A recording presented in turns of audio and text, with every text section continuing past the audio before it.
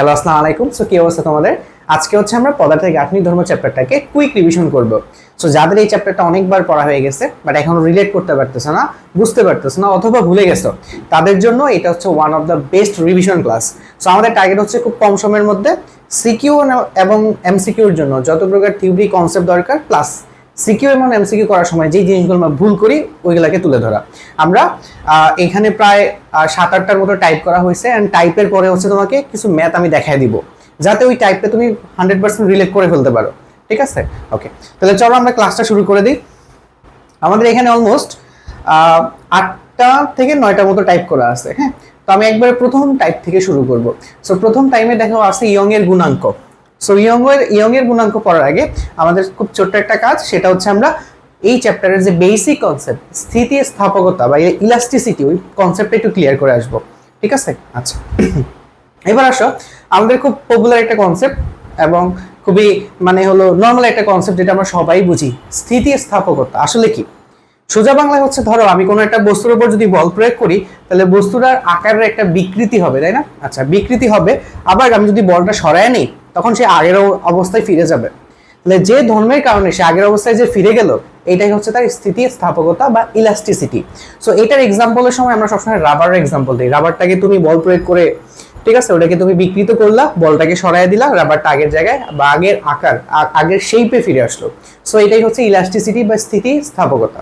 ঠিক আছে, আচ্ছা। সো স্থিতিস্থাপকতা পড়ার সময় আমাদের একটা জিনিস চলে আসে, সেটা হচ্ছে বিকৃতি। ওই যে আমি বলছিলাম যে বল প্রয়োগের ফলে কোনো কিছু বিকৃতি হয়ে যাওয়া। সো বিকৃতি ব্যাপারটা আমাদের ভালোভাবে পড়তে হবে। আমি তো তোমাকে বলে দিছি যে ধরো তুমি আকার পরিবর্তন করে ফেললা, এটা হচ্ছে বিকৃতি। বাট ফিজিক্সে এতটুকু তো এনাফ না। এটা কিভাবে পরিমাপ করতে হয়, কিভাবে দুইটার মধ্যে কম্পেয়ার করবা, কোনটার বিকৃতি বেশি নাকি কোনটার বিকৃতি কম, এইটার জন্য হচ্ছে আমাদের বিকৃতির ভ্যালু বের করতে হবে। সো বিকৃতিকে আমরা কিভাবে ডিফাইন করি, খুব সিম্পল। দেখো আমি তোমাকে বললাম যে ধরো তোমার কাছে একটা যে এল লেন্থের কোন একটা বস্তু আছে, ঠিক আছে। আচ্ছা, তাহলে এল লেন্থের কোন একটা বস্তু আছে, এটাকে আমি টান দিলাম, টান দিয়ে কি করলাম, এটাকে একটু বাড়ায় ফেললাম, এটার যে লেন্থ আছে লেন্থটাকে একটু বাড়ায় ফেললাম। ঠিক আছে, আচ্ছা কতটুকু বাড়াইছি ভাই, এটা এই যে এই অংশটুকু বাড়ায় ফেলছি। ঠিক আছে, এই অংশটুকু বাড়ায় ফেলছি, তাহলে এটার আমি নাম দিলাম হচ্ছে ছোট হাতের এল। ঠিক আছে, তাহলে আমি বললাম যে এখন তুমি কম্পেয়ার করবা কিভাবে। কম্পেয়ার এভাবে করতে পারি যে একক দৈর্ঘ্যে আসলে কতটুকু আমি বৃদ্ধি করলাম। কিভাবে, যে ধরো এটার টোটাল দৈর্ঘ্য ছিল এল আর বৃদ্ধি করছো কতটুকু বা পরিবর্তন করছো, এখানে বৃদ্ধিটাই হচ্ছে পরিবর্তন। তুমি বৃদ্ধি করতে পারতা, আবার চাইলে হ্রাসও করতে পারতা, সেটা হচ্ছে এল, অথবা তুমি চাইলে এটাকে নিচে এল আর বড়টাকে ডেল এল লিখতে পারো। ঠিক আছে, মানে ডেল এল মানে এল এর পরিবর্তন, ছোট হাতের এলও লিখতে পারো বা ডেলে লিখতে পারো, কোনো সমস্যা নাই। এই জিনিসটাকে আমরা বিকৃতি বলি। তাহলে বুঝা গেছে, মানে বিকৃতি মানে হচ্ছে দেখো নিচে কোনো কিছু রাখছো। এবার একটু খেয়াল করো, আমি তো ধরো এটাকে বললাম এটা হচ্ছে তোমার 10 মিটার আর এখানে তোমার দৈর্ঘ্য বৃদ্ধি পাচ্ছে হচ্ছে ধরো 1 মিটার। তাহলে দেখো তো এটার মান কত আসে, 1 ডিভাইডেড বাই 10 মানে 0.1। এটা দ্বারা কি বোঝায় বলো তো, দেখো 0.1 নিচে কত আছে, নিচে 1 আছে না, তার মানে দেখো 10-এর জন্য বৃদ্ধি পায় হচ্ছে 1 আর এখানে আমরা পাইছি 1-এর জন্য বৃদ্ধি পাই 0.1। তার মানে বিকৃতির জন্য আমরা আসলে কি করি, 1-এর জন্য কতটুকু পরিবর্তন হলো, এককে কতটুকু পরিবর্তন হয়েছে, ওইটাই হচ্ছে আমার বিকৃতি। এই জন্য বিকৃতির ডেফিনেশনটা এরকম হয় যে ধরো বাহ্যিক বল প্রয়োগের ফলে একক মাত্রায়, এখানে তুমি যেমন দৈর্ঘ্য ইউজ করছো, তুমি চাইলে ক্ষেত্রফল ইউজ করতে পারো, তুমি চাইলে আয়তন ইউজ করতে পারো, কোনো সমস্যা নেই। সো একক মাত্রায় যে পরিবর্তন হয়, এই যে দেখো মানটা 1 হয়ে গেছে, সেটাই হচ্ছে বিকৃতি। এখন বলো বিকৃতির কি কোনো একক থাকবে, কেন থাকবে না বলো তো, উপরে ডেল এল এর দৈর্ঘ্য মিটার, নিচে ডেল এল এর দৈর্ঘ্য হচ্ছে মিটার। সো এটার কোনো একক নাই। খুবই ইম্পর্টেন্ট একটা কথা, এটা থেকে প্রায় একটা এমসিকিউ চলে আসে, একক নাই, মনে থাকবে এই কথাটা। এটা খুবই সিগনিফিকেন্ট একটা কথা যে বিকৃতির কোনো একক নেই, প্রায় চলে আসে। এবার আসো সামনে যাই। এবার আসছে পীড়ন। এখন পীড়ন কোন জায়গা থেকে আসলে, পীড়নের কথা আমি তোমাকে বলি নাই। পীড়ন আসছে কোন জায়গা থেকে একবার খেয়াল করো। আমরা বলছিলাম যে বাহ্যিক বল প্রয়োগ করলে কোনো বস্তুর আকারের পরিবর্তন বা বিকৃতি হয়। তো বাহ্যিক বল তুমি প্রয়োগ করবা, দেখো খেয়াল করে একটু কথা, বাহ্যিক বল যখন প্রয়োগ করছো ওইটা একটা এরিয়ার মধ্যে প্রয়োগ করছো না, বাহ্যিক বল যখন প্রয়োগ করছো একটা এরিয়ার মধ্যে প্রয়োগ করছো, তাহলে একক ক্ষেত্রফলে তুমি যে বলটা প্রয়োগ করছো সেটাকে আমি একটা রাশি হিসেবে চিন্তা করতে পারি। একটু খেয়াল করো, সেই রাশিটা ইন্ট্রোডিউস করার জন্য আমাকে পীড়নটা চলে আসতেছে। পীড়ন অনেকটা চাপের মতো, বাট এটা চাপ না, আসলে একটু ডিফারেন্ট আছে দুইটার মধ্যে।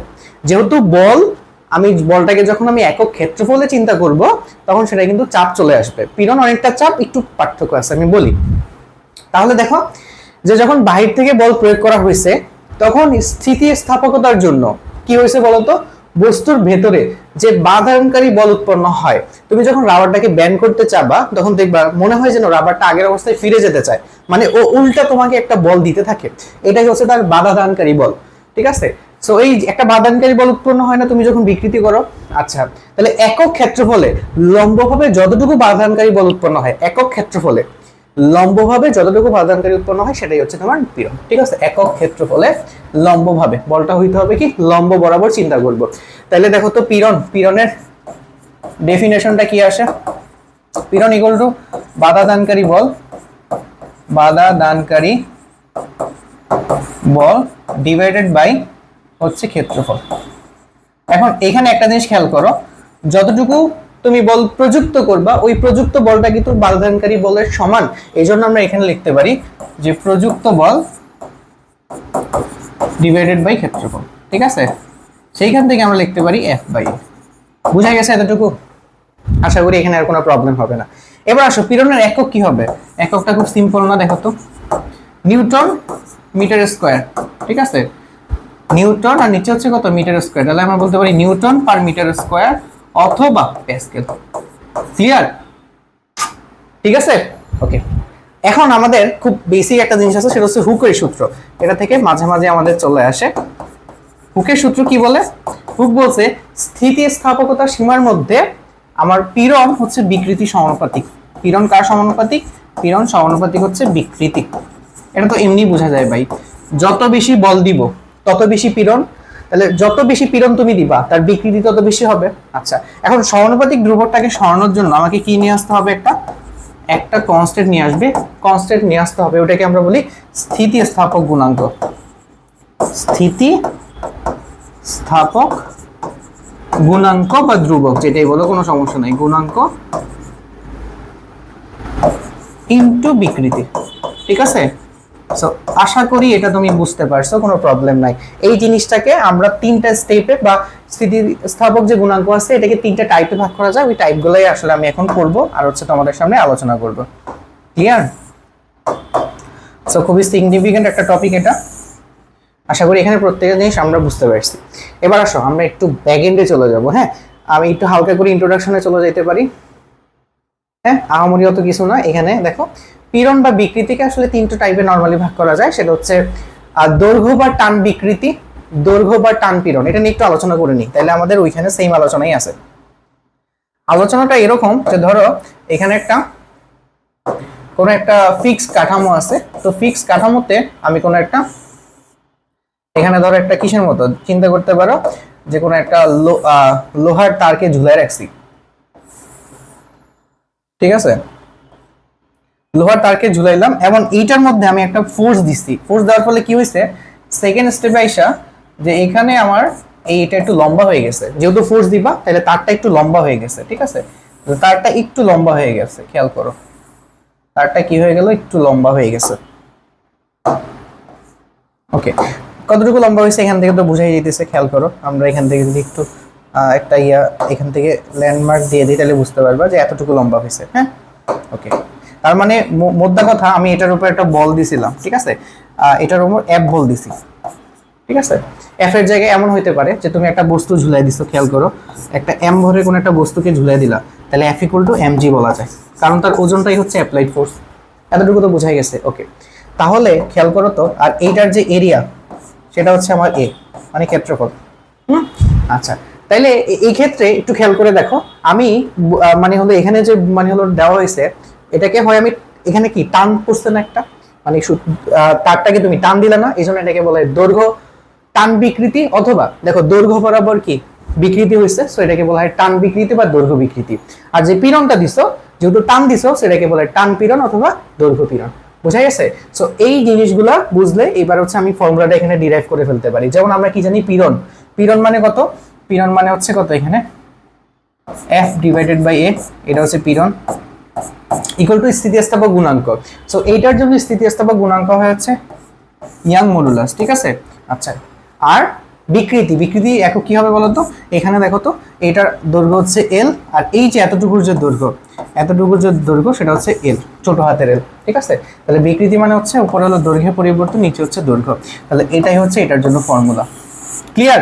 মনে থাকবে এতটুকু। আর এখানে এই যে ওয়াই, এটা আসলে কি? এটা হচ্ছে ইয়ং মডুলাস। এটা কি? ইয়ং মডুলাস মানে হচ্ছে গুণাঙ্ক, ঠিক আছে। এখন একটু খেয়াল করো তো, এটার একক কি হবে? এফ আর এর একক হচ্ছে কি তোমার প্যাসকেল। এটার কি কোনো একক আছে? একক নাই। তাহলে একবার বলো তো, এটা যেহেতু একক নাই, লেফট হ্যান্ড সাইডে যেহেতু আমাদের প্যাসকেল আসছে, রাইট হ্যান্ড সাইডে প্যাসকেল আসতে হবে, তার মানে এটার একক প্যাসকেল অবভিয়াসলি হইতে হবে, প্যাসকেল বা newton per metre square. Clear? এতটুকু বোঝা গেছে? আমি যদি কম্প্রেশন করতাম মানে সংকোচন ঘটাইতাম, তাহলে সিমিলার ভাবে আমি ফর্মুলা ইউজ করতে পারতাম, কোনো সমস্যা নাই। এবার আসো এখানে হচ্ছে আমরা একটু আলোচনা করে নিই ইয়ং এর গুণাঙ্ক। এই জিনিসগুলো অলরেডি আলোচনা করা হয়েছে। দৈর্ঘ্য বিকৃতি মানে হচ্ছে তুমি ডেল এল বাই এল লিখতে পারো, অথবা চাইলে এল ডিভাইডেড বাই এল লিখতে পারো, কোনো সমস্যা নাই। পীড়ন মানে এফ বাই এ, পীড়ন ইকুয়াল টু স্থিতিস্থাপক গুণাঙ্ক ইনটু বিকৃতি F by A Young modulus into del L by L. Clear? বুঝা গেছে? সো আশা করি আমরা এই টাইপটা যদি বুঝে যাই। এবার হচ্ছে এখানে খুব সিম্পল একটা জিনিস আছে, এটা নিয়ে একটু আলোচনা করে নিই, যে কোনটি বেশি স্থিতিস্থাপক বা কোনটা শক্তিশালী বা দৃঢ়, এরকম একটা কোয়েশ্চেন তোমার সৃজনশীলে চলে আসে, তখন আসলে তুমি কি করবা? ঠিক আছে। আচ্ছা, তো নর্মালি একটা কথা মনে রাখবা, আমি তোমাকে একটা এক্সাম্পল দিই, খেয়াল করো। যেমন তোমার কাছে দুইটা অপশন আছে, একটা হচ্ছে রাবার আর এটা আছে ইস্পাত। এই দুইটার মধ্যে কোনটা বেশি স্থিতিস্থাপক? ম্যাক্সিমাম অ্যান্সার দিবা রাবার, বাট রাবারটা না, স্থিতিস্থাপক বেশি হচ্ছে ইস্পাত। কেমনে বুঝবো? যেটাকে বিকৃতি করা কঠিন ওইটার স্থিতিস্থাপকতাই বেশি। ক্লিয়ার? মানে সেম বিকৃতি ঘটাইতে যেটাতে তোমাকে বেশি বল বা পীড়ন দেওয়া লাগবে, ওইটার স্থিতিস্থাপকতাই বেশি। তার মানে এটা কথা মনে রাখবা, ঠিক আছে, যার ইয়াং মডুলাস বেশি, ঠিক আছে, মানে যার স্থিতিস্থাপক গুণাঙ্ক বেশি, সে বেশি স্থিতিস্থাপক। যার ইয়ং এর মডুলাস বা স্থিতিস্থাপক গুণাঙ্ক বেশি, সে বেশি স্থিতিস্থাপক। ঠিক আছে, এটা মনে রাখলে হবে। আর যেটা বেশি স্থিতিস্থাপক সেটাই হচ্ছে আমার বেশি শক্তিশালী, এমন হচ্ছে দৃঢ়। ক্লিয়ার? সো এই জিনিসগুলো মনে থাকলেই মোটামুটি আমাদের হয়ে যাবে। এবার আসো আমরা এখান থেকে কিছু ম্যাথ প্র্যাকটিস করি। সো এখানে দেখো কি বলা আছে, আমাদের একই দৈর্ঘ্যের তিনটা তারের ব্যাস 3 মিলিমিটার, 4 মিলিমিটার, 5 মিলিমিটার। তার তিনটি প্রত্যেকটিতে এত নিউটন বল দেওয়া হয়েছে, তার মানে এটা হচ্ছে এফ এর মান। বল প্রয়োগ করার ফলে এদের দৈর্ঘ্য যথাক্রমে 4%, 2%, 1% বৃদ্ধি পেয়েছে। উদ্দীপকে দ্বিতীয় এবং তৃতীয় তারের মধ্যে কোনটি বেশি স্থিতিস্থাপক? তার মানে দেখতে হবে কোনটার ইয়ং এর মডুলাস বেশি। আচ্ছা, এবার আসো আমরা কি ফর্মুলা জানি বলো? আমরা হচ্ছে কি গ নাম্বার সলিউশন করতেছি। ওকে, আমরা জানি যে F divided by A equal to হচ্ছে ইয়ং মডুলাস, তারপর ডেল এল বাই হচ্ছে এল। এবার দেখো কার কার মান দেওয়া আছে। ইয়ং এর মডুলাস দুইটার মধ্যে আমাকে বের করতে হবে, তাহলে আমি প্রথমে হচ্ছে 2 নম্বরের জন্য বের করি, এটা হলো y2। ওকে, তাহলে ইয়ং এর মডুলাস y2 ইকুয়াল টু কত লেখা যায় দেখো তো। তার আগে একটা ছোট কাজ করে নিই। দেখো এখানে বলছে যে দৈর্ঘ্যের পরিবর্তন হয় 4%, 2%, 1%। আচ্ছা, এখন এখানে বিকৃতি কতটুকু বলো? বিকৃতি কতটুকু? বিকৃতি হচ্ছে, আমি এই যে 2 নম্বরের জন্য বিকৃতি হচ্ছে কত? 2% না? 2% মানে কত? বিকৃতি 2% মানে এটাই হচ্ছে আসলে কি, এটাই আসলে বিকৃতি, মানে 0.02। এখন বলবা ভাই এটা কেমনে আসলো? এটা তো বুঝলাম না। স্বাভাবিক, ঠিক আছে, বাট তুমি যদি নিজের কনসেপ্টটা একটু ইউজ করতে পারো তো দেখবা এটা আসলে তুমি এমনি বুঝে যাবা। 0.02 এখন কেমনে আসছে আমি তোমাকে বুঝাই, তাহলে বলো। 2% বৃদ্ধি পাইছে, তার মানে কি?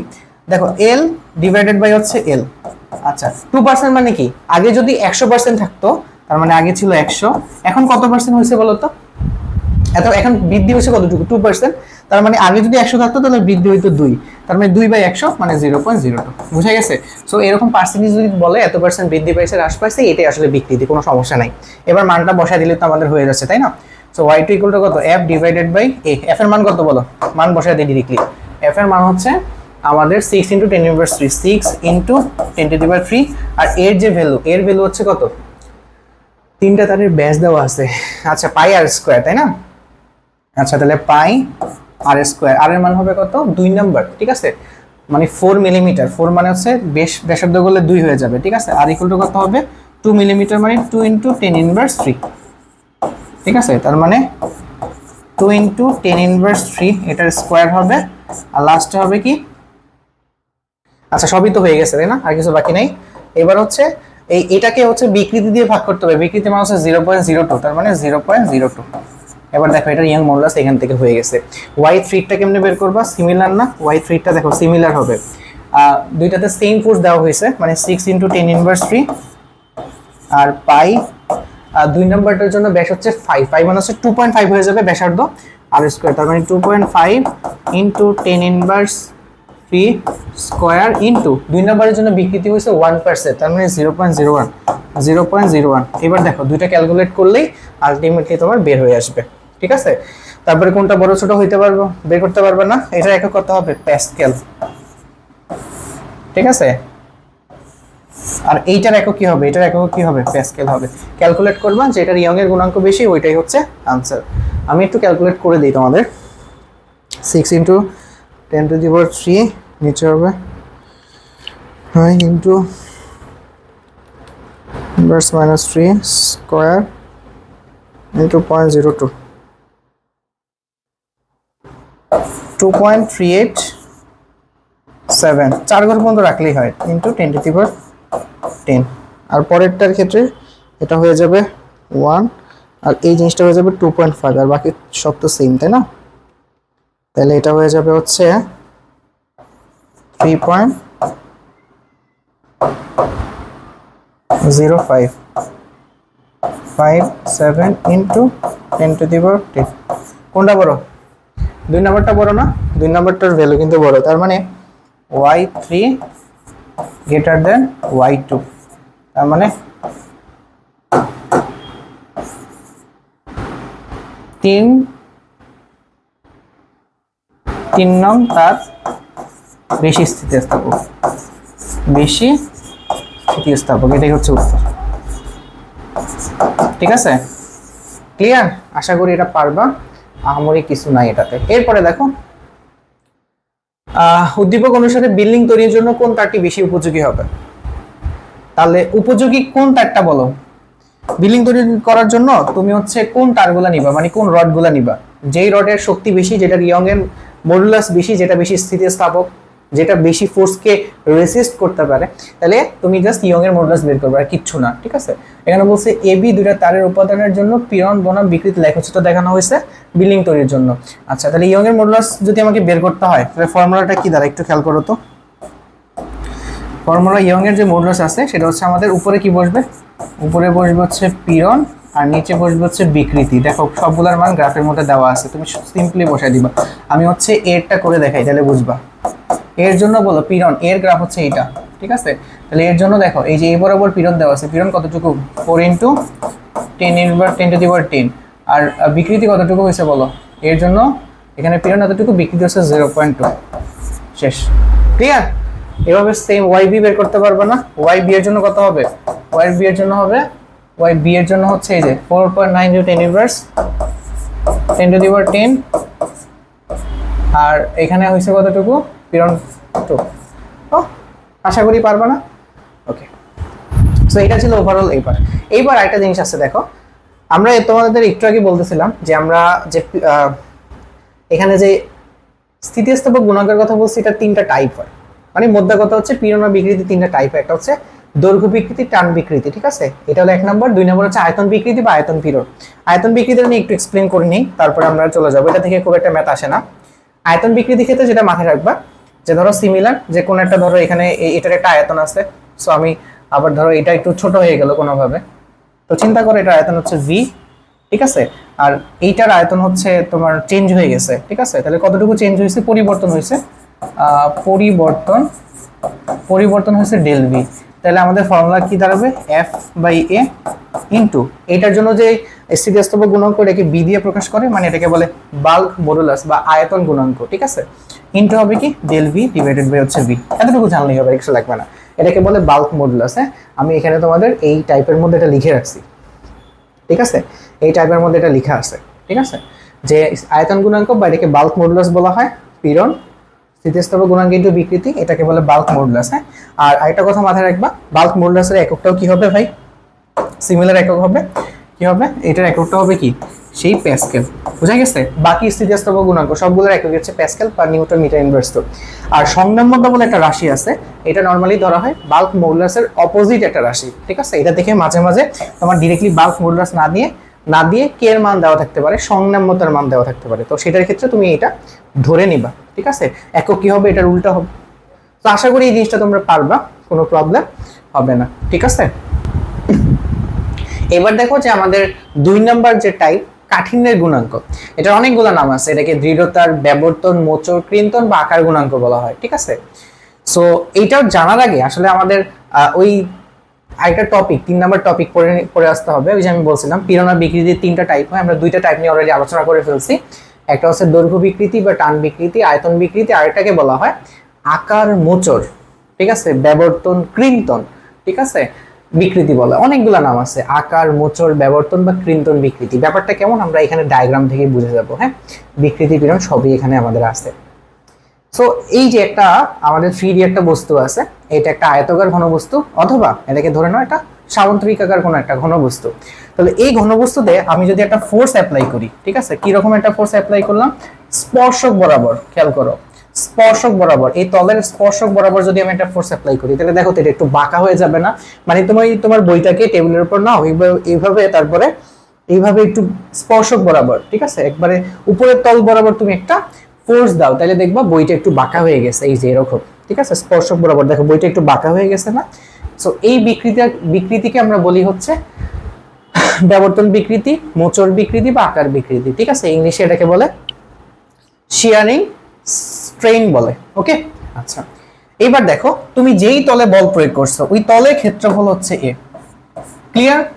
তাহলে এখানে বলো তো পীড়ন F by A equal to কত হবে, এখানে একটা গুণাঙ্ক আসবে, সেটাকে হচ্ছে আমি ইটা দিয়ে প্রকাশ করতেছি, ইনটু এখানে একটা বিকৃতি আসবে। এই বিকৃতিটা কিভাবে আমি প্রকাশ করব, দেখো এখানে আমাদের কোন জিনিসটার বিকৃতি হইতেছে, দেখো উপরের লেয়ারটা এখানে চলে আসছে, দেখো আগে যেটা এখান থেকে শুরু হইতো এখানে শেষ হইতো, এখন সেটা এখান থেকে শুরু হয়ে এখানে শেষ হয়। তাহলে এখানে একটা জিনিস খেয়াল করো কিনা, আমরা বিকৃতির যে বেসিক ডেফিনেশন জানি, এখানে কিছু একটা চেঞ্জ হয়ে গেছে। কি চেঞ্জ হয়ে গেছে, ধরো আমি যদি এটা মনে মনে ধরি, এটার উচ্চতা হচ্ছে এইচ, আর এখানে যতটুকু সামনে চলে গেছে সেটা হচ্ছে এক্স। তাহলে আমি কখন বলবো বিকৃতি বেশি হয়েছে, যদি এক্স এর পরিমাণ বেশি হয়ে যায়, তাই না। কার সাপেক্ষে বলবো, এইচ এর সাপেক্ষে, ঠিক আছে। কারণ এই যে দাগটাই তো এখান থেকে সরে যাচ্ছে, খেয়াল করো এই যে দাগটা আছে, এই দাগটাই কিন্তু এখান থেকে সরে যাচ্ছে। তার মানে আমি কি এভাবে বলবো না যে একক এইচ এর জন্য এক্স এর যে ভ্যালু সেটাই হচ্ছে বিকৃতি। খেয়াল করে দেখো, একক এইচ এর জন্য যে এক্স এর যে মানে একক এইচ এর জন্য এক্স এর যে ভ্যালু সেটাই তো আসলে বিকৃতি। আমরা তো এভাবেই পড়ে আসছি, বিকৃতি মানে এককের জন্য যে পরিবর্তন হয়, তো এই জিনিসটা হচ্ছে বিকৃতি। আর এটাকে দেখো তো, এটাকে যদি আমি থিটা লিখলাম, এই বিকৃতিকে আমি টেন থিটা বলতে পারি কিনা দেখো, তার মানে টেন থিটাটাই হচ্ছে আসলে আমাদের বিকৃতি। বুঝা গেছে, ক্লিয়ার। তার মানে এখানে টেন থিটা চলে আসবে, সোজা কথা, এখানে তুমি টেন থিটা বসায় দিবা। এখন এটাকে আমরা কি বলি, এটাকে আমাকে বলা হয় সেই কাঠিন্যের গুণাঙ্ক। এটার একক কি হবে ভাই, এটার একক হবে প্যাসকেল। সবগুলো স্থিতিস্থাপক গুণাঙ্কের এককই কিন্তু প্যাসকেল। ক্লিয়ার, এতটুকু তো বুঝা গেছে। ওকে, এখন এখানে একটা মানে ঝামেলা চলে আসে তোমার সবসময়। অনেকে বলে আর টেন থিটা ধরবো নাকি থিটা ধরবো, তুমি সবসময় টেন থিটা দিয়েই করো, কোনো টেনশন নেওয়ার দরকার নাই। জাস্ট ক্যালকুলেটরে চেক করবা যে ডিগ্রির মান যখন বসাবা ক্যালকুলেটরটা ডিগ্রি মোডে আছে কিনা, আর যদি রেডিয়ানে বসা ক্যালকুলেটর রেডিয়ান মোডে আছে কিনা, এতটুকু চেক করবা। আর যদি তুমি থিটার জায়গায় টেন থিটার জায়গায় থিটা বসাইতে চাও, তাহলে অবভিয়াসলি সেটাকে ডিগ্রি থেকে রেডিয়ানে নিয়ে যাইতে হবে। এতটুকু জাস্ট মাথায় রাখলে আমাদের হয়ে গেছে। আশা করি এটা বিকৃতি তুমি বুঝে গেছো। এবার আসো এখান থেকে আমরা 2-3টা ম্যাথ করব, ঠিক আছে। সো একটু খেয়াল করে দেখো, আমাদের এখানে আলোচনা কি আছে। 10 সেন্টিমিটার বাহু বিশিষ্ট একটি ইস্পাতের তৈরি ঘনকের উপরিতলে এত নিউটন আকারের একটা মানে পীড়ন সৃষ্টিকারী স্পর্শক বল প্রয়োগ করা হয়েছে। বলটা কিন্তু লম্বালম্বি হবে না, স্পর্শক বরাবর হবে।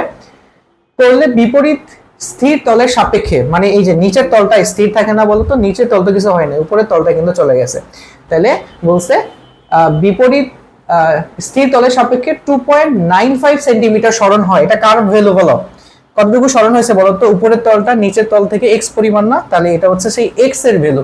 বোঝা গেছে? এটা হচ্ছে সেই এক্স এর ভ্যালু, সরণ হয়। অপরদিকে 3 সেন্টিমিটার বাহু বিশিষ্ট একটি অ্যালুমিনিয়াম ঘনক, ঘনক মানে 3টা, আর দৈর্ঘ্য প্রস্থ উচ্চতা সবগুলাই সমান, বিপরীত তলে সমান এবং বিপরীত স্পর্শকীয় বল প্রয়োগে তলের কৌণিক সরণ হয় 0.01 ডিগ্রি। এখানে ডিরেক্টলি তোমার কৌণিক সরণ দেওয়া আছে। মানে কোনটার মান দেওয়া আছে বলো তো? এই যে থিটার ভ্যালু দেওয়া আছে, এই যে থিটার ভ্যালু, এই থিটার ভ্যালু ডিরেক্টলি দেওয়া আছে। তাহলে এটা হচ্ছে সেই থিটার ভ্যালু। অ্যালুমিনিয়ামের আকার গুণাঙ্ক দেওয়া আছে, মানে দুইটা অ্যালুমিনিয়ামেরই তৈরি, ঠিক আছে? আচ্ছা, এবার যেটা বলছে আচ্ছা না, একটা অ্যালুমিনিয়ামের আর একটা হচ্ছে ইস্পাতের, সরি। এখন এখানে বলছে অ্যালুমিনিয়ামের ঘনকের উপর প্রযুক্ত বলের পরিমাণ নির্ণয় করো। এটা হচ্ছে গ নাম্বার। অ্যালুমিনিয়ামের উপর প্রযুক্ত বলের পরিমাণ নির্ণয় করতে বলছে। তাহলে ফর্মুলা বসায় দাও। ফর্মুলা কি বলতো?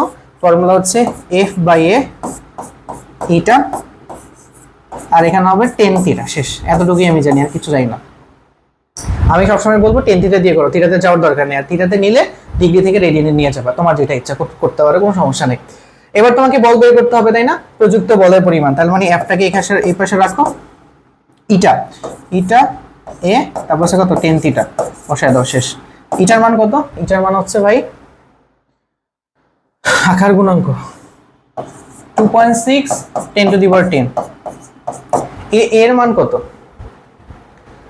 অপরদিকে 3 সেন্টিমিটার বাহু বিশিষ্ট অ্যালুমিনিয়াম ঘনকের 3 সেন্টিমিটার বাহু হইলে, যেহেতু এটা একটা মানে এক একটা তল হবে একটা বর্গক্ষেত্র, যেহেতু এটা ঘনক, তাহলে এরিয়া হবে 3 ইনটু 3, আর যেহেতু এটা সেন্টিমিটার ছিল, তার মানে 10 ইনভার্স 4 দিয়ে ভাগ করলেই আমাদের কত হয়ে যাবে? এটা মিটার স্কয়ারে চলে যাবে। ওকে, তার মানে 9 ইনটু 10 ইনভার্স 4 আর 10 থিটা। 10 থিটার মান কত বসাই দিবা? 0.01 ডিগ্রি। ক্লিয়ার? এবার এখান থেকে ক্যালকুলেট করো, তোমার অ্যাপ্লাইড ফোর্সটা সুন্দর মতো বের হয়ে আসবে। 2.6 into 9 into 10 inverse minus 4 into 10.01 না? ওকে, ডিগ্রি মোডে আসছে ক্যালকুলেটর, এটা একটু চেক করে নিবা। হ্যাঁ, তাহলে আমাদের কত আসে? 4.08।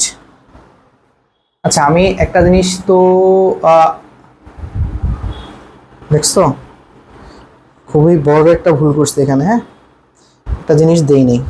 10 ইন্টু 2.6 না, ইন্টু 10 টু দি পাওয়ার 10, এই পাওয়ারটাই দিই নেই। এই জন্য তো বলতেছি যে ভ্যালু এত কম আসতেছে এখানে। -4 ইন্টু 10.01, ঠিক আছে? তার মানে দেখো এটা কত ভ্যালু আসতেছে, এত নিউটন। ঠিক আছে, 4084.07 Newton. Clear? 2.6 10 to the power 10, 9 into 10 in 10 inverse 4 আর 10 0.01 ডিগ্রি। সো আশা করি এটা বুঝতে পারছো। এবার বলছে উদ্দীপকের কোন উপাদানের তৈরি ঘনকের দৃঢ়তা বেশি। একটা তো দৃঢ়তা দেওয়াই আছে, মানে আকার গুণাঙ্ক দেওয়া আছে না, তাহলে যেটার ইটা বেশি হবে সেটার গুণাঙ্কই কিন্তু বেশি হবে। সো আমরা এখানে এটা সলভ করে ফেলতে পারি। প্রথমটা কেমনে সলভ করবো বলো? আমি 2 নাম্বারটা তো দেওয়াই আছে, ইস্পাতেরটা বের করব। তাহলে ইস্পাতেরটা কেমনে করবা? সোজা হিসাব, যে তোমার f ডিভাইডেড বাই a ইটা, তারপরে হচ্ছে কত 10 থিটা। 10 থিটার মান डायरेक्टली দেওয়া আছে। 10 থিটার জায়গায় তুমি থিটা যেহেতু দেওয়া নাই, এটাকে x বাই h বলা যায় না বলো তো? ওই যে আমরা দেখছি ওইখানে x এর ভ্যালু জানি কত ছিল, x এর ভ্যালু কত বলো? এখানে x এর ভ্যালু কত ছিল? ওই যে তলটি এত মিটার সরণ হয়েছে, এটা হলো x এর ভ্যালু। হ্যাঁ, বলছে এত সেন্টিমিটার বাহু বিশিষ্ট একটি ইস্পাতের তৈরি ঘনক, তাহলে 10 হচ্ছে তোমার h এর মান। ঠিক আছে, তার মানে 2.95, ঠিক আছে, ডিভাইডেড বাই হচ্ছে 10। এখন এটা কিসে আছে বলো? এটা দুইটা কি মিটারে নিয়ে যাও, অথবা এটা থেকে এটাকে হচ্ছে তুমি 10 দিয়ে ভাগ করে এটাকে সেন্টিমিটারে নিয়ে যাও। ঠিক আছে, মানে দুইটা কি সেন্টিমিটার নিয়ে যেতে হবে আর কি, সেম জিনিস মানতে হবে না। এটা সেন্টিমিটার আছে, এটাকে 10 ইনভার্স 1 দিয়ে ইয়ে করলে এটা কত সেন্টিমিটারে চলে যাবে। ঠিক আছে, তারপরে এখান থেকে তুমি 10 থিটার মানটা ইজিলি বসায় দিতে পারো এখানে।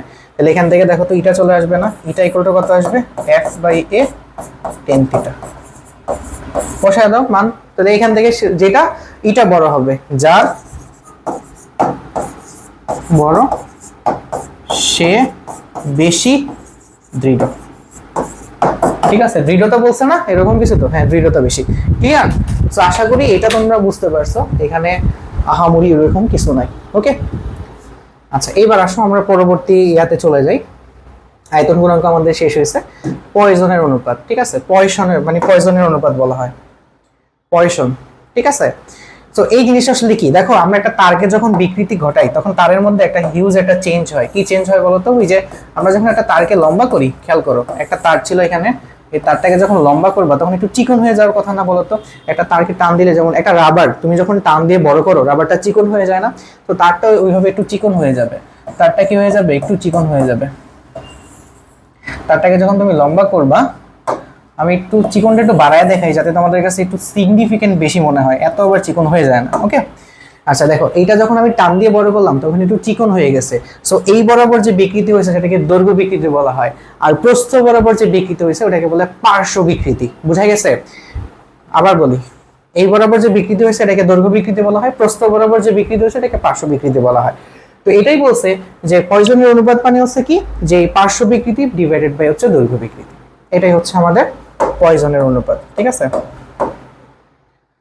সো পয়সনের যে অনুপাত আছে সিগমা ইকুয়াল টু আছে কত আমাদের, এখানে আছে পার্শ্ব বিকৃতি, পার্শ্ব বিকৃতি, আর একটা হচ্ছে দৈর্ঘ্য বিকৃতি। ওকে, আচ্ছা এখন এইখানে একটা জিনিস খেয়াল করো, বানানটা ভুল দেখছি না? ওকে, দৈর্ঘ্য বিকৃতি। এখন এই যে পার্শ্ব বিকৃতি আর দৈর্ঘ্য বিকৃতি আছে, এখানে দেখো একটা মাইনাস সাইন দেওয়া হয়েছে কেন আমি বলি। তুমি যখন দৈর্ঘ্য বিকৃতি ঘটাবা, মানে দেখো দৈর্ঘ্য যখন বিকৃতি ঘটাইলা, দৈর্ঘ্য বিকৃতি এখানে বাড়তেছে, প্রস্থটা কমে যাচ্ছে না? তাহলে এইটার জন্য পরিবর্তন হবে, দেখো আমি দৈর্ঘ্য বিকৃতি মানে দৈর্ঘ্য বাড়াইতেছি, তার মানে পরিবর্তন পজিটিভ, প্রস্থ কমে যাচ্ছে পরিবর্তন নেগেটিভ। তার মানে যে কোনো একটা পজিটিভ আসলে একটা নেগেটিভ আসে, সো সিগমাটা নেগেটিভ হয়ে যায়। আমি জাস্ট সিগমাটাকে পজিটিভ রাখতে এই জন্য একটা মাইনাস দিয়ে সামনে রাখছি। ক্লিয়ার? এতটুকু বোঝা গেছে? ক্লিয়ার? সো আশা করি এটাতে কোনো প্রবলেম হবে না। ঠিক আছে, আচ্ছা সো এইটা ছিল ওভারঅল এইখানের মধ্যে আলোচনা। এখান থেকে আমরা ফর্মুলাটা একটু বানিয়ে নিতে পারি কিভাবে, দেখো মাইনাস দৈর্ঘ্য বিকৃতি মানে হচ্ছে কত, ডেল এল বাই হচ্ছে এল, অথবা তুমি ছোট হাতের এলও লিখতে পারো, কোনো সমস্যা নেই। পার্শ্ব বিকৃতির ক্ষেত্রে তুমি রেডিয়াস ব্যাসার্ধ দিয়ে বলতে পারো বা ব্যাস দিয়ে, যেটা ইচ্ছা, তোমার কোনো সমস্যা নাই। সো তুমি সেটাকে del D divided by D O বলতে পারো, কোনো সমস্যা নাই। সো এই থেকে সাজা লিখলে কত, দেখো ডেল ডি ইন্টু এল, আর এটা হচ্ছে কত ডি ইন্টু ডেল এল। বুঝা গেছে? সো যেভাবে ইচ্ছা তুমি রাখতে পারো, কোনো সমস্যা নাই। তুমি চাইলে ডেল দিয়েও রাখতে পারো অথবা হচ্ছে আর দিয়েও রাখতে পারো। ক্লিয়ার? আচ্ছা এবার আসো এখান থেকে আমরা ছোট্ট খাটো দু একটা ম্যাথ করে নিব। তার আগে পয়সনের যে অনুপাত আছে এটার ভ্যালু তাত্ত্বিকভাবে নরমালি হচ্ছে তোমার 0 থেকে, মানে তাত্ত্বিকভাবে হচ্ছে তোমার একটা নেগেটিভ হইতে পারে, তাত্ত্বিকভাবে নেগেটিভ হতে পারে, বাট প্র্যাকটিক্যালি কখনো নেগেটিভ হয় না। সো এটা 0 থেকে হাফের মধ্যে থাকে নরমালি। আর আমাদের যে নর্মাল যে ভ্যালুগুলো আছে এগুলোর ক্ষেত্রে দেখা যায় যে এটার ভ্যালু নরমালি থাকে হচ্ছে, মানে আমাদের যে মেটালগুলো আছে অ্যালুমিনিয়াম, ইস্পাত 0.3 এর আশেপাশে থাকে। ক্লিয়ার?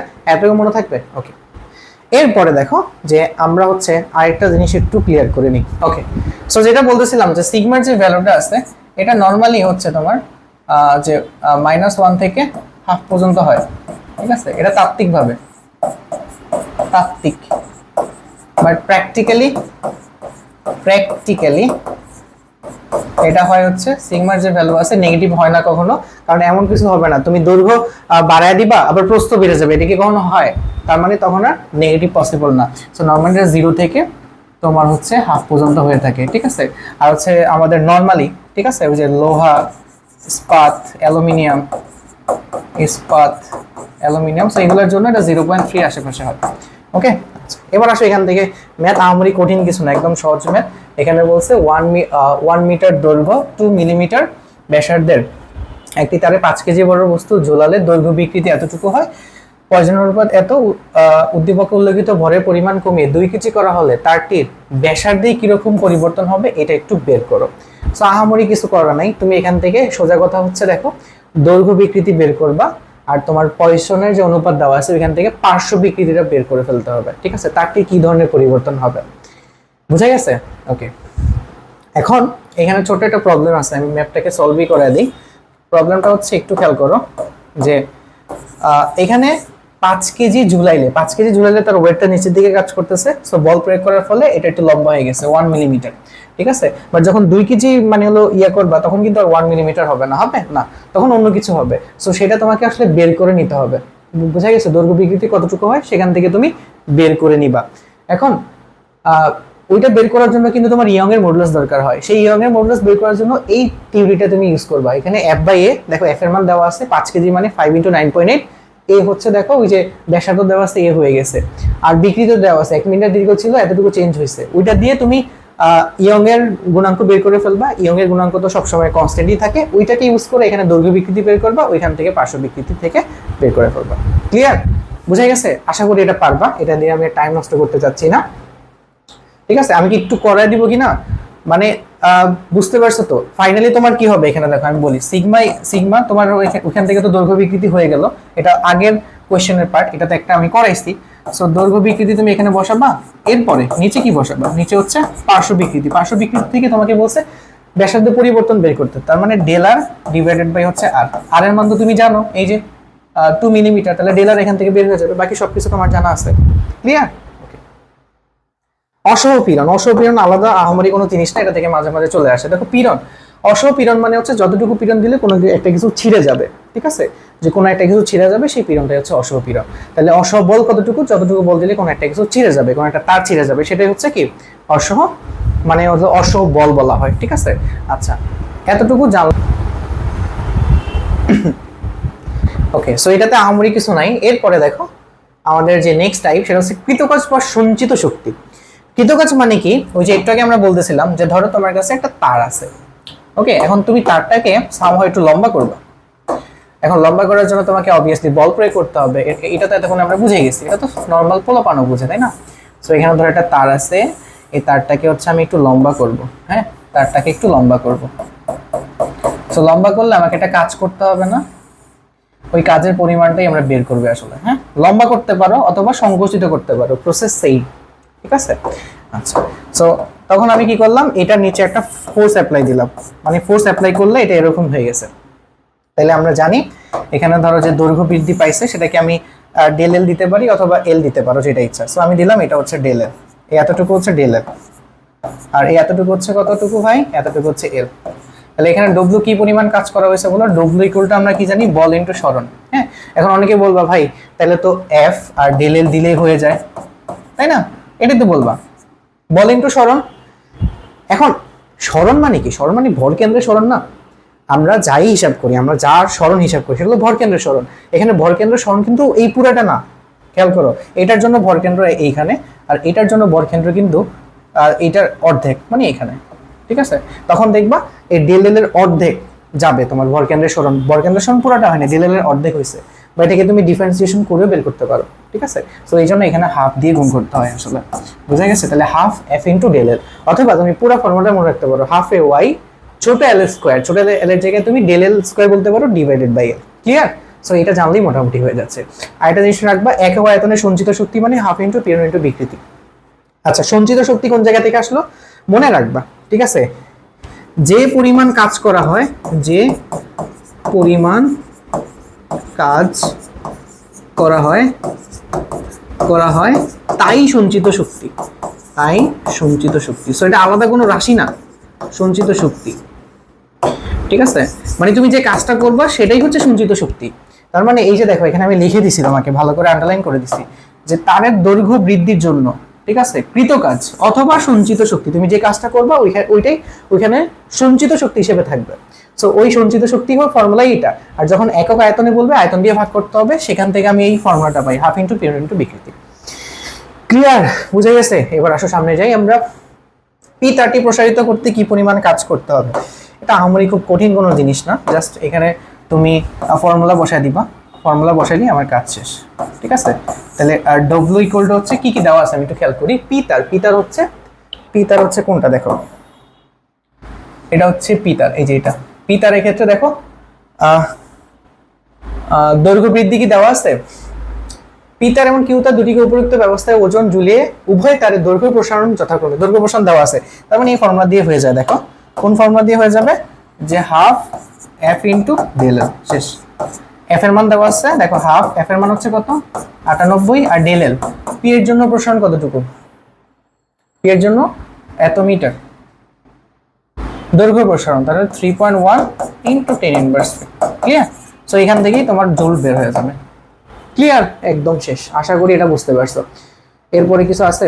ওকে, প্রথম তারের একক আয়তনে সঞ্চিত শক্তি, একক আয়তনে সঞ্চিত শক্তি কি হবে, হাফ ইন্টু পীড়ন ইন্টু বিকৃতি। ওকে, এখন এইটার একটা পার্ট আমরা শুরুর দিকে করে আসছি, তোমাদের কি মনে আছে কিনা খেয়াল করো। একক আয়তনে সঞ্চিত শক্তি কি ইউ দিয়ে প্রকাশ করলাম, তাহলে হাফ পীড়ন এখানে দেওয়া আছে নাই, পীড়ন মানে হচ্ছে এফ বাই এ, এখানে অ্যাপ্লাইড ফোর্স হচ্ছে কতটুকু 6 ইন্টু 10 ইনভার্স 10 টু দি পাওয়ার 3। হ্যাঁ, এখন কোন তারের জন্য, প্রথম তারের জন্য, প্রথম তারের জন্য এর মানটা কত, এর মান হচ্ছে 3 মিলিমিটার, তার মানে পাই ইন্টু অর্ধেক 1.5 ইন্টু 10 ইনভার্স 3 স্কয়ার। আর বিকৃতি কতটুকু, বিকৃতি দেখো 4%, মানে 0.04। ক্লিয়ার? সো এখান থেকে দেখো, আচ্ছা একক আয়তনে সঞ্চিত শক্তি কি হবে, জুল আসবে, একক আয়তন মানে জুল পার মিটার কিউব। ঠিক আছে, যেহেতু একক আয়তন বলছে, আশা করি পারবা, একদম সহজ, কঠিন কিছু এখানে নাই। ঠিক আছে, এরপরে আসে খুবই সিগনিফিক্যান্ট, খুব মজার একটা টপিক, সান্দ্রতা বা স্টোকসের সূত্র। ঠিক আছে, তো সান্দ্রতা বা সান্দ্র বল নিয়ে একটু আলোচনা করবো। আসলে এই জিনিসটা আসলে কি, তো তুমি ধরো এই জিনিসটা দেখছো কিনা, যে ধরো আমরা ঘর্ষণ বল নিয়ে তো অলমোস্ট জানি, তাই না? সো প্রবাহীর ক্ষেত্রে, প্রবাহী বলতে দুইটা জিনিসকে বোঝায়, একটা হচ্ছে তরল আর একটা হচ্ছে বায়বীয় যে পদার্থ যেগুলা, কারণ এগুলা প্রবাহিত হইতে পারে। সো এগুলা যখন প্রবাহিত হয় তখন এদের নিজেদের মধ্যে একটা ঘর্ষণ বলের মতো কাজ করে, মানে একটা বাধানকারী বল কাজ করে, সেটাই হচ্ছে সান্দ্রতা। ঠিক আছে, তাহলে সান্দ্রতা কি, সান্দ্রতা হচ্ছে যে আমাদের প্রবাহীর এমন একটা ধর্ম, প্রবাহীর এমন একটা ধর্ম, যে ধর্মের কারণে যে বিভিন্ন স্তরের মধ্যে আপেক্ষিক গতিতে বাধা দেয়, মানে আপেক্ষিক গতিতে চলার সময় সে বাধা দেয়, সেটাই হচ্ছে সান্দ্রতা বা সান্দ্র বল। আচ্ছা, তো এইটা জিনিস যদি বুঝে যাও, আমি এখানে দুইটা জিনিস একটু তোমাকে অ্যাড করব, খুব বড় কোনো জিনিস না, একটু খেয়াল করে দেখো, একটু বাঁকা করে রাখতে হবে, তাই না? সো বাঁকা ফরম্যাটটা এটা আছে। সো আমি চিন্তা করি যে ধরো এটা হচ্ছে পানির একটা লেয়ার, মানে তোমরা খেয়াল করে দেখবা যে পুকুরের যে মানে পুকুর না, নদীর মধ্যে যে পানি চলে না, বলতো কোন দিকে পানির বেগটা সবচেয়ে বেশি, মানে নদীর তলদেশে নাকি উপরের দিকে? দেখবে তলদেশের পানিগুলো অনেকটা স্থির থাকে, একদম তলদেশে, বাট উপরের পানিগুলো অনেক বেশি মুভ করে। ঠিক আছে, এখানে কিন্তু সান্দ্র বলটা অ্যাকচুয়ালি মানে অনেক বড়ভাবে কাজ করে। তুমি যত উপরে যাবা, পানির তলদেশ থেকে যত উপরের দিকে উঠবা, দেখবে পানির বেগ বাড়তেছে। ঠিক আছে, সো আমি চিন্তা করি এভাবে পানিতে অসংখ্য লেয়ার চিন্তা করা যায়। সো আমি এরকম কাছাকাছি দুইটা লেয়ার চিন্তা করব। ঠিক আছে, এরকম কাছাকাছি দুইটা লেয়ার চিন্তা করি, এই কাছাকাছি দুইটা লেয়ার, নিচের লেয়ারের সাপেক্ষে উপরের লেয়ারের বেগ একটু বেশি, তাহলে আমি ধরলাম নিচের লেয়ারের বেগ হচ্ছে ভি, আর উপরের যে উপরেরটার বেগ হচ্ছে ভি থেকে একটু বেশি হবে ডিভি।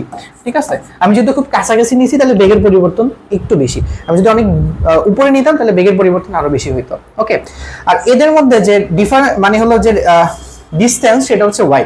ঠিক আছে, তাহলে এখানে একটা কথা মনে রাখবা, এই যে ডিভি বাই ডিওয়াই, এটাকে আমি বলবো বেগের নতি। এটাকে কি বলবো? এটাকে বেগের নতি বা ভেলোসিটি গ্রেডিয়েন্ট বলে। কি বলে? বেগের নতি বা ভেলোসিটি গ্রেডিয়েন্ট বলে। তাহলে দেখো এই একটা মানে লেয়ারের উপর দিয়ে যখন আরেকটা লেয়ার চলতে শুরু করবে, নিচের লেয়ারটা উপরের লেয়ারটাকে টেনে ধরবে। কিসের কারণে? ওই যে একটা অণু একটা অণুকে আকর্ষণ করে, যেটাকে সংশক্তি বল বলে, সেই সংশক্তির কারণে, সংশক্তি বলের কারণে।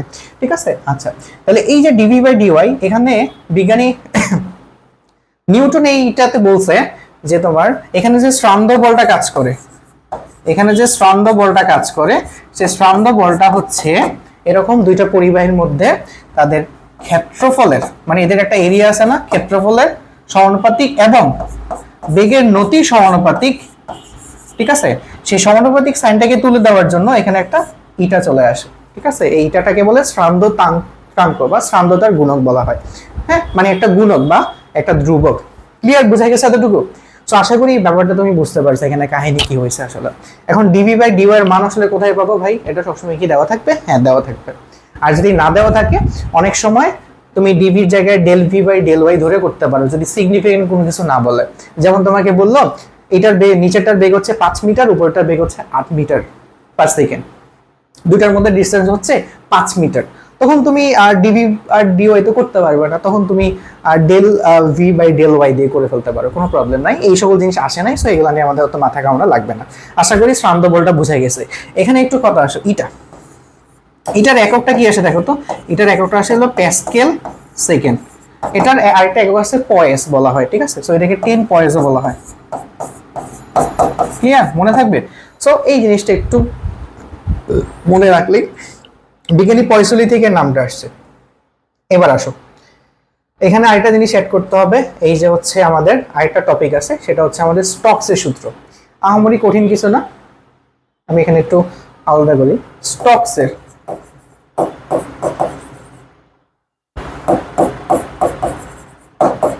স্টকস যেটা বলছে, ধরো কোনো একটা মানে হলো কোনো একটা প্রবাহী হইতে পারে গ্যাস, মানে হইতে পারে বায়ু, হইতে পারে তরল।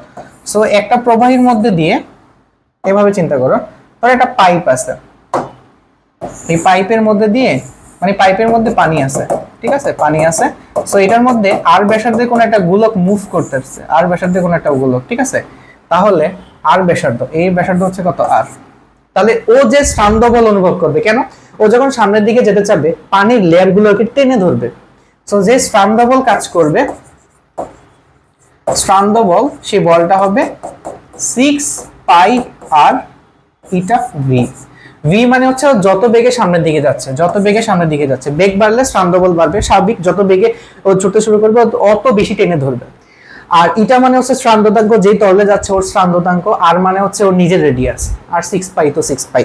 ক্লিয়ার? বুঝে গেছে? সো এই জিনিসগুলো একটু আমাদের লাগবে আর কি ম্যাথ করার জন্য, ঠিক আছে? এই জিনিসগুলো একটু আমাদের ম্যাথ করার জন্য লাগবে। তো স্থানাঙ্ক বল ব্যাপারটা আমরা আশা করি বুঝতে পারছি কি জিনিস, ঠিক আছে? আচ্ছা, আমি এখানে একটু লিখে দিই, তাহলে তোমাদের জন্য সুবিধা হবে। এখানে কি লেখা হয়েছিল আগে? আচ্ছা, লেখা হয়নি, আমি এখানে বলে দিই যে গোলকের ব্যাসার্ধ, গোলক হিসেবে চিন্তা করছি এটাকে, ব্যাসার্ধ আর বেগ হচ্ছে কত?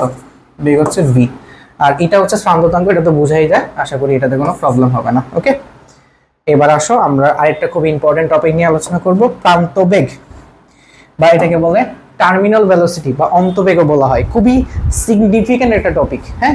মানে এটার কারণে আসলে পৃথিবীটা মানুষ বেঁচে আছে, সত্যি কথা। এটার কারণে না হলে অনেক কিছু বিলুপ্ত হয়ে যেত, বুঝে গেছে? কি কেন বিলুপ্ত হয়ে যেত আমি বলি, একটা সিম্পল এক্সাম্পল দিই। এক্সাম্পল হচ্ছে প্যারাশুটের এক্সাম্পলটা আমি দিই, তাহলে তুমি বুঝতে পারবা। এটা এক্সাম্পলটা চিত্র আছে, প্যারাশুট দিয়ে যখন আমরা উপর থেকে লাফ দিই, তখন একটা কথা কি চিন্তা করছো যে একটা সময় এমন হয় না যে আমরা সমবেগে নিচের দিকে নামতেছি? এরকমই তো হয়, মনে হয় না যে সমবেগে প্যারাশুটটা নামতেছে? বাট এটা কি অ্যাকচুয়ালি হওয়ার কথা? আমরা যতটুকু জানি, আমরা জানি কি যে পৃথিবী আমাকে 9.8 টনে টানতেছে, তার মানে আমার বেগ বাড়তে থাকবে, বাড়তে প্রতিনিয়তই বাড়তে থাকবে। বাট প্যারাশুটের ক্ষেত্রে কিন্তু এরকম হয় না আসলে, একটা সময় দেখবা সমবেগে নামতেছে। তার মানে কি, এই যে পৃথিবী আমাকে একটা ত্বরণে টানতেছে, এই ত্বরণটা একসময় শূন্য হয়ে যায়, এই জন্যই তো সমবেগে নামে। কে শূন্য করে তাহলে? খেয়াল করে দেখো, এখানে একটা এক্সাম্পল দেওয়া হয়েছে যে যখন ধরো আমরা নিচের দিকে নামতেছি ফোর্স অফ গ্র্যাভিটির জন্য, গ্র্যাভিটি টানতেছে এবং ত্বরণে নামতেছি, তখন আমাদের উপরের দিকে একটা ফোর্স কাজ করে। বলতে পারবে এই ফোর্সটা কোন ফোর্স? এখানে দুইটা ফোর্স আছে, একটা হচ্ছে প্লবতা, আরেকটা ফোর্স আছে শ্রান্ত বল। ওই যে আমি বলছি কোন একটা প্রবাহী মানে হইতে পারে বায়ু, হইতে পারে তরলের মধ্যে দিয়ে যায়, আমাদের যেই দিকে আমরা যাই তার অপোজিটে একটা শ্রান্ত বল কাজ করে। ওই শ্রান্ত বলটা হচ্ছে আমাকে উল্টা একটা ফোর্স দিতেছে গ্র্যাভিটির বিপরীতে। তো তখন এই দুইটা ফোর্স যখন সমান হয়ে যায়, তখন আমরা হচ্ছে টার্মিনাল ভেলোসিটি বা সমবেগে নিচে নামতে থাকি। কি বেগে? সমবেগে। এখন এইটা না হইলে কি হইতো? এটা না হইলে আমরা খুব প্রচন্ড গতিতে নিচে নামতাম, ফলে দেখা যাইতো যে এই যে আমরা যে স্কাই ডাইভিং যে করি, এটা অনেক টাফ হয়ে যেত, আগের মতো করা যাইতো না, বা অনেক রিস্কি হয়ে যেত। সেম জিনিস হচ্ছে বৃষ্টি যে উপর থেকে পড়তেছে, বৃষ্টি যদি প্রতিনিয়ত তার বেগ বাড়তে থাকতো, তাহলে একসময় কিন্তু প্রচন্ড বেগে বৃষ্টি পড়তো, দেখা গেছে জীব জগৎ কিন্তু অনেক ক্ষতিগ্রস্ত হইতো। বিশেষ করে শিলাবৃষ্টির কথাই চিন্তা করো, শিলাবৃষ্টি যদি এখানে যদি এই যে ড্রাগ ফোর্স বা বিপরীত দিকে যে ফোর্সটা না থাকতো, শ্রান্ত বল প্রবলতা যদি না থাকতো, তাহলে ওই শিলাবৃষ্টিগুলো কত জোরে এসে আমাদের উপর পড়তো। তখন দেখা গেছে আমরা সেফলি এনভায়রনমেন্টে মানে হলো বসবাস করতে পারতাম না। বুঝা গেছে? সো এই জিনিসটা এটাকে আমরা বের করতে পারি। আমরা এটার ফর্মুলাটা আমরা জাস্ট একটু মাথায় রাখবার কিছু না, সেটা হচ্ছে terminal velocity v equal to কত, যে 2r² rho s minus rho f into g divided by হচ্ছে 9 ইটা। ঠিক আছে, এটাই হচ্ছে আমাদের টার্মিনাল ভেলোসিটির ফর্মুলা। আর স্কয়ার হচ্ছে কি, আমি একটা গোলক চিন্তা করছি, ঠিক আছে, আর স্কয়ার হচ্ছে কি গোলকের, মানে এখানে গোলকটা নামতেছে গোলকের ব্যাসার্ধ, মানে আমি গোলক কিন্তু চিন্তা করছি, গোলকের ব্যাসার্ধ হচ্ছে আর, ঠিক আছে, রো এস মানে হচ্ছে রো রো এস মানে কি স্ফিয়ার বা গোলক না, গোলকের গোলকের গোলকের ঘনত্ব, আর রো এফ মানে কি ফ্লুইড মানে প্রবাহীর ঘনত্ব, প্রবাহীর ঘনত্ব। আর ইটা মানে কি, ইটা মানে হচ্ছে স্রান্ধতাঙ্ক, স্রান্ধতাঙ্ক। আই থিঙ্ক তোমরা বুঝতে পারছো, আহামরি এখানে ওই রকম আর কিছু নাই। ঠিক আছে,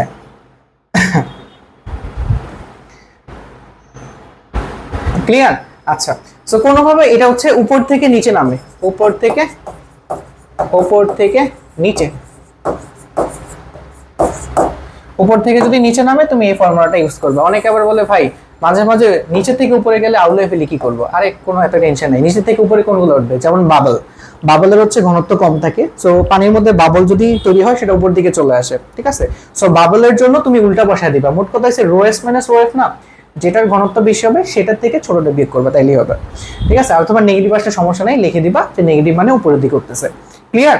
আচ্ছা, সো একটা মনে রাখলেই হয়ে যায়, তোমাকে আলাদাভাবে খুব মেমোরাইজ করার কোনো দরকার নাই। বুঝা গেছে? ওকে, সো এটা তো হয়ে গেল। এবার দেখো এখান থেকে কিছু ম্যাথ আছে, ম্যাথগুলো আমরা একটু দেখে নিতে পারি, আহামরি কিছু না। এখানে বলছে এ বি দুটি তরল পদার্থ যাদের ঘনত্ব যথাক্রমে 1800, প্রথম এ তরল হতে 0.1 মিটার দৈর্ঘ্যের তারকে আনুভূমিকের উপর উঠানো হলো, পরে 4 মিলিমিটার ব্যাসার্ধের এত ঘনত্বের একটি লোহার গোলককে এ ও বির তরলের মধ্যে ছেড়ে দিয়ে দেখা গেল তাদের প্রান্ত বেগ হচ্ছে এত এত হয়। বলছে উদ্দীপকে কোন তরলটি বেশি শ্রান্ত, শ্রান্ত কোনগুলো হবে বলো? এটা যার বেশি সেটি শ্রান্ত বেশি, সেটি বেশি শ্রান্ত, মানে ওইটার মধ্যে তুমি বাধা বেশি পাবা। ঠিক আছে, তো এখানে টার্মিনাল ভেলোসিটি দেওয়া থাকে, টার্মিনাল ভেলোসিটি ফর্মুলা বসা দিবা ভাই, এখানে তো আহামরি আর কিছু না। মানে কি করবা, যে 2r² rho S minus rho F G divided by 9 eta. এখান থেকে তো ইটার মানটা বের করা যায়, তাই না? ইটা 1 ইটা 2 বের করবা, তাহলে এখান থেকে কি করবা, ইটা 1 এন্ড ইটা 2 সবকিছু দেওয়া আছে দেখো এখানে। ক্লিয়ার? পারা যাবে তো? ওকে,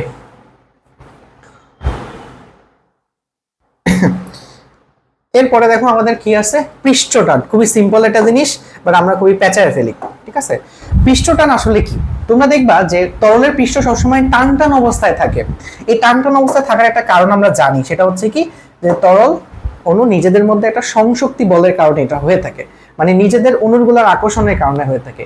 সো যখন তুমি একটা তরলের উপর একটা যখন ধরো সুই রাখছো, ঠিক আছে, সেফর, তাহলে সুইটা দেখবা ওইখানে ওই তরলটার উপর একটু মানে যেহেতু এটার ওজন আছে একটু মানে গভীরতা তৈরি করবে, এন্ড সুইটাকে যদি তুমি রাখতে পারো দেখবা ভেসে আছে।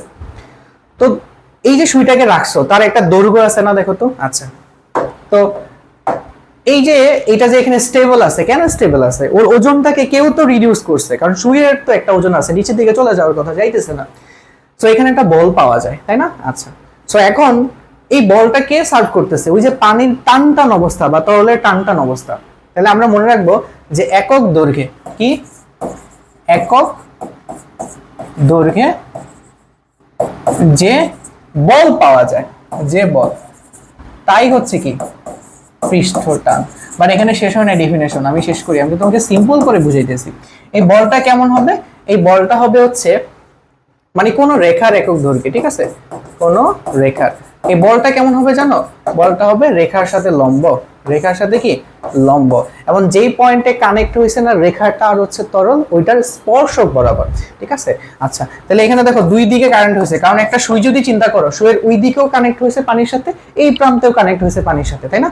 তুমি তোমার হাতটা পানির মধ্যে ডুবাইলা, হাতের এই প্রান্তটাও কানেক্ট হয়েছে, এই প্রান্তটাও কানেক্ট হয়েছে, সুইটাও সিমিলারই কানেক্ট হবে। তাহলে এখানে দুইটা দৈর্ঘ্য আছে। ঠিক আছে, বোঝা গেছে? তাহলে কোন রেখার একক দৈর্ঘ্যে যে বল তাই পৃষ্ঠটান, বাট বলটা হবে কি মানে স্পর্শকীয়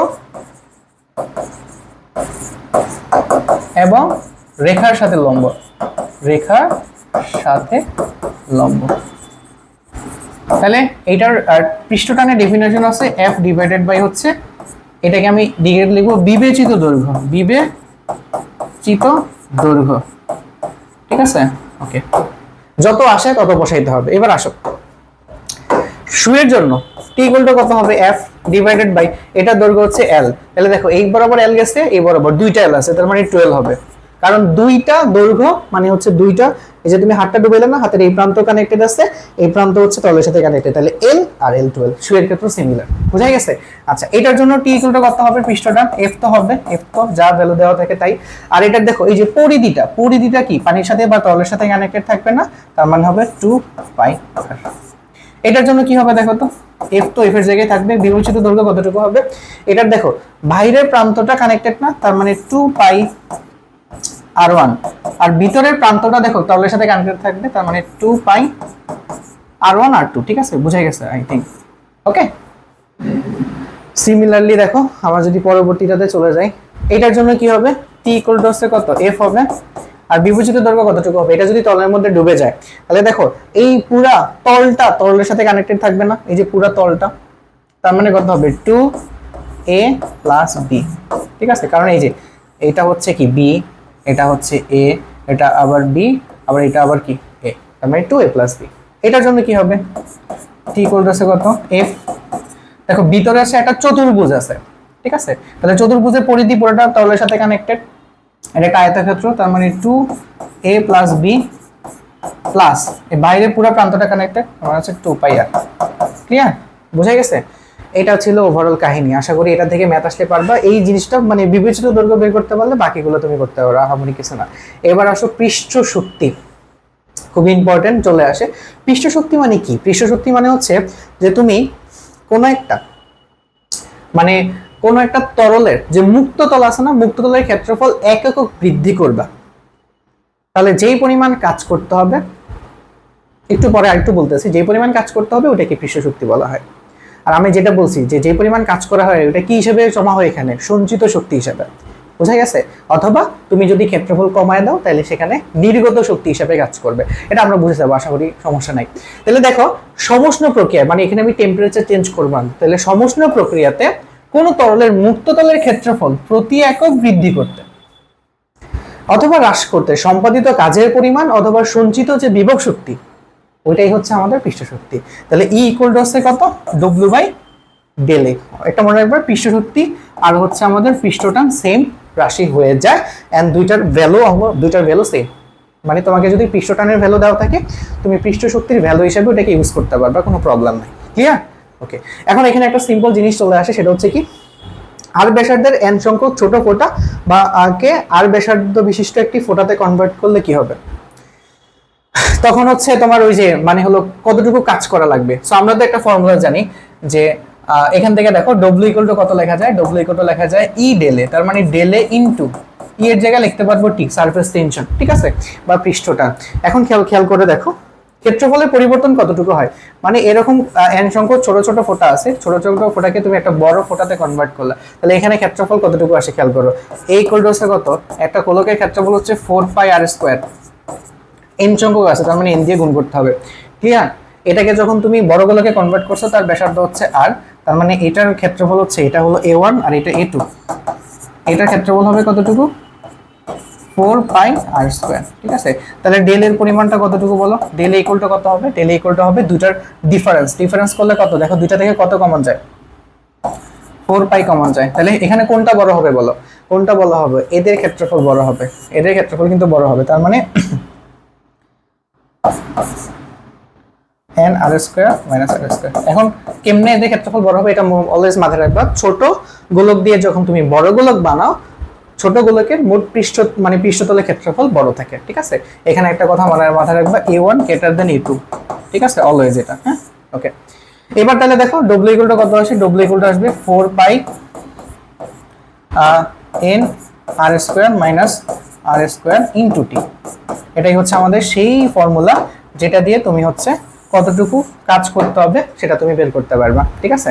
আচ্ছা, এখন কেমনে বুঝবা, আয়তন যদি তুমি বাড়াও তাহলে সেটা হবে তোমার কৃতকাজ অথবা সঞ্চিত শক্তি, আর আয়তন কমাইলে সেটা হবে নির্গত শক্তি, কারণ ওই শক্তিটা ওখান থেকে ছেড়ে দিবে, ঠিক আছে। বুঝা গেছে এতটুকু? ওকে,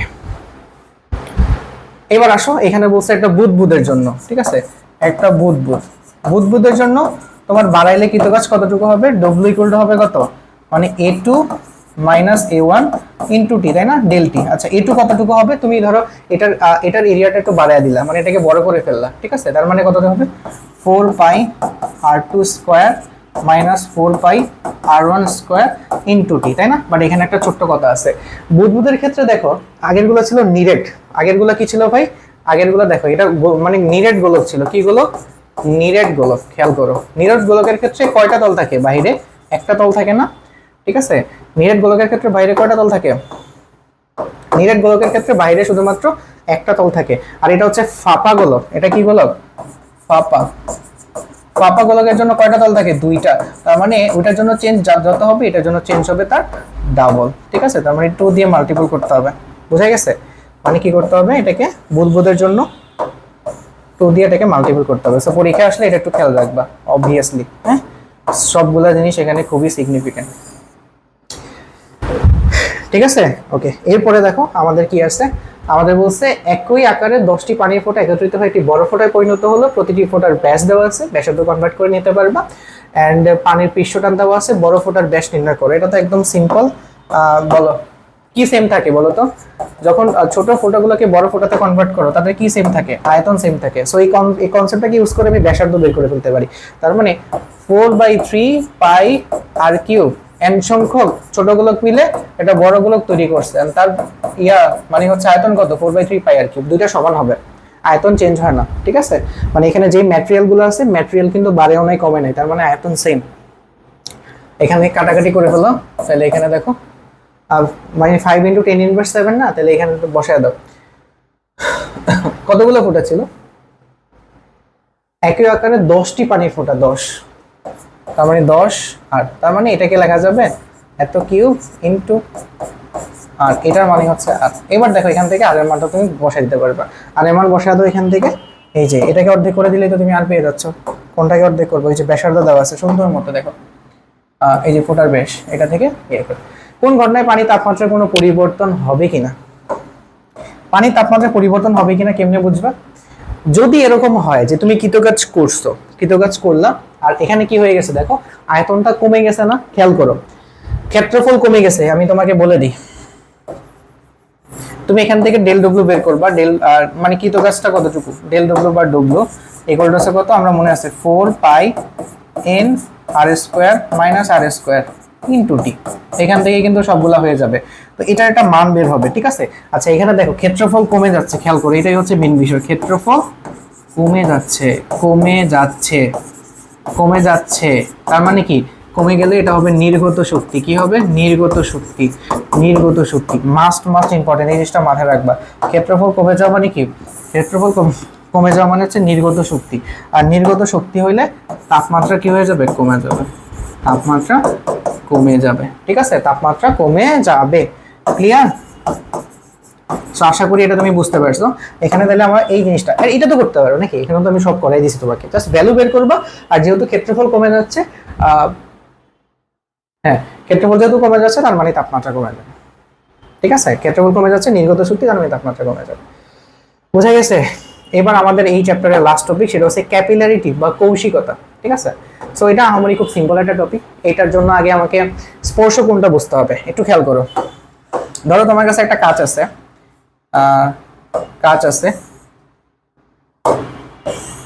ঠিক আছে, ওকে, কাঁচ, এখানেও কাঁচ আছে, ঠিক আছে। তো এটার উপর হচ্ছে আমি পানি রাখছি, খেয়াল করো, পানি রাখছি, তো পানিটা হয়ে গেছে এরকম, দেখবা পানি রাখলে পানিটা এরকম দেখা যাবে। আর এটা হচ্ছে আমি হচ্ছে পারদ রাখছি, ঠিক আছে। তো পারদ রাখলে জিনিসটা দেখবে এরকম হয়ে গেছে একটা, হ্যাঁ। সো এটা হচ্ছে আমাদের পানি, আর এটা হচ্ছে তোমার পারদ, এটা হচ্ছে কাঁচ,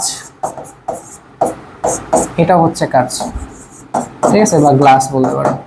এখন দেখো এই পানি আর কাঁচ এটা একটা পয়েন্টে এসে কি স্পর্শ করছে না, তাহলে এই পয়েন্টে তোমার কার হচ্ছে স্পর্শক আঁকা, স্পর্শক এঁকে ফেলো, স্পর্শক আঁকছো, হ্যাঁ। এখন এই স্পর্শকটা তোমার ওই মানে ওই তরলের সাথে যে কোণটা তৈরি করে এই কোণটাই হচ্ছে তোমার সেই কাঙ্ক্ষিত, কাঙ্ক্ষিত এটাই হচ্ছে এই কোণটা, এই কোণটাই হচ্ছে তোমার স্পর্শক, বোঝা গেছে। এন্ড মনে রাখবা তরল পানিকে ভিজালে, তরল পানিকে ভিজালে মানে তরল মানে সরি মানে তরল কঠিন পদার্থকে ভিজালে, তরল কঠিন পদার্থকে ভিজালে, পদার্থকে ভিজালে স্পর্শ কোণ, স্পর্শ কোণ সূক্ষ্ম কোণ হবে, সূক্ষ্ম কোণ হবে, এটা মাস্ট। আর না ভিজালে, না ভিজালে স্থূল কোণ হবে,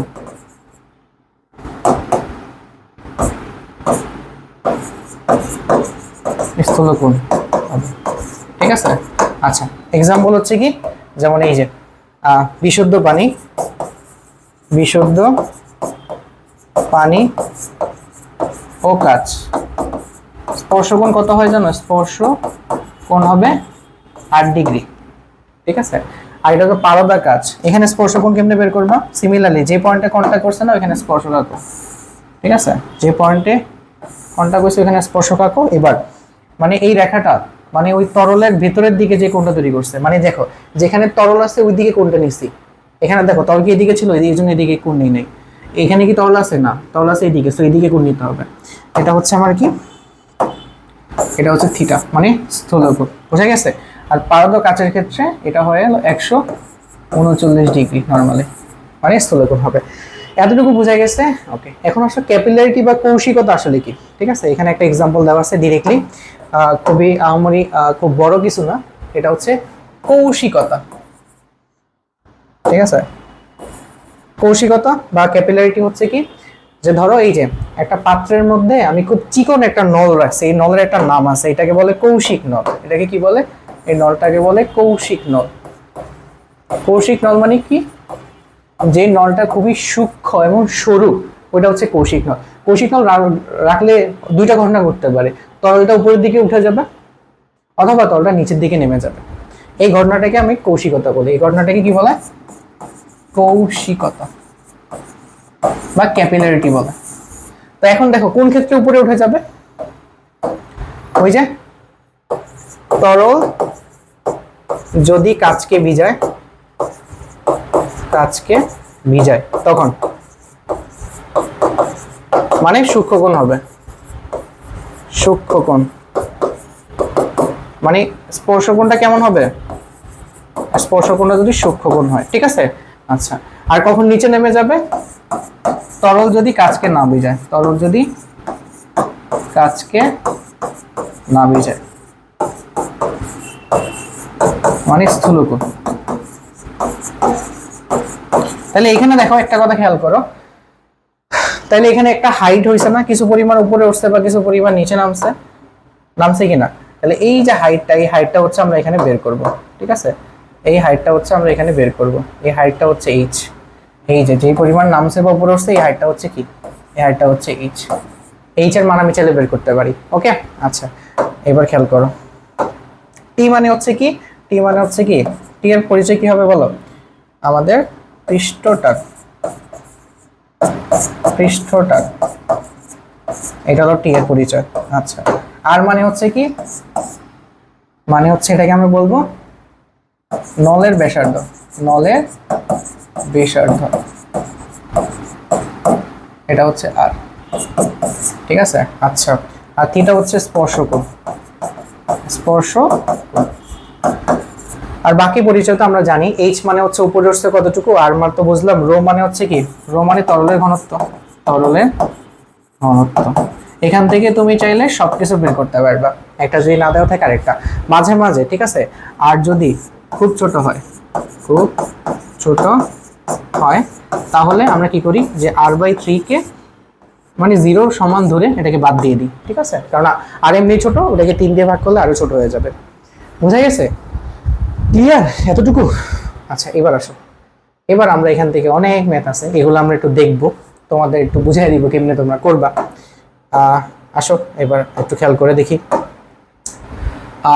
0.2 মিলিমিটার ব্যাসার্ধের একটা কৌশিক নলকে প্রথমে ও দ্বিতীয় তরলে ডুবালে 4 ডিগ্রি এবং 140 ডিগ্রি সূক্ষ্মকোণ একটা স্থূলকোণ স্পর্শকোণ তৈরি করে।